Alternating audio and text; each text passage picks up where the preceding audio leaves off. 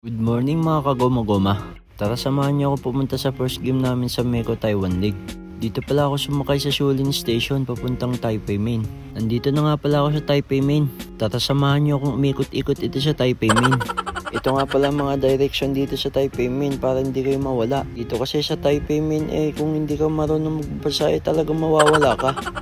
Kaya lilipat nga tayo sa red lane papuntang Tamsoy. Iisahin natin mga direction para hindi tayo mawala. Kasi minsan patanga-tanga ako kaya ako nawawala Kaya minsan nagtatanong na lang ako sa mga tao dito kung saan ba ang exit dito o kung saan mga direction papuntang ganito. Ay siya, bahala na kung saan na mapadpad. Malapit na pala ako dun sa sakayan. Kasi napansin ko para maganda yung nasa counter. Ay joke lang, baka mapatay ako ni Inday. Nandito na pala ako sa red lane. Pasakay na pala ako papuntang Yuansan. Dun kasi ang babaan papuntang court ng Meko.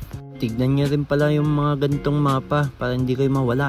Sa dami ng pagtatanungan dito, huwag ka lang mahiya kasi walang iya ka naman. Kung mahiya kang magtanong wala kang patutunguhan sa buhay. Nandito na nga pala ako sa Yuansan.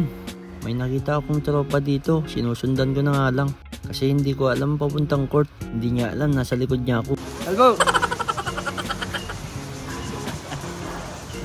Yun na nga, may kasabay tayo pupuntang court. Nandito na nga tayo sa court. Shoutout sa mga idol natin. Maaga na nga pala ang mga players dito na pumunta. Ito na nga pala mga teammates ko. Shoutout sa mga idol natin na maaga pumunta dito. At may pa-foods pa nga si manager. Shoutout sa boss manager namin. At shoutout din nga pala kay madam na taga Isabela din. Magsisimula na pala kami.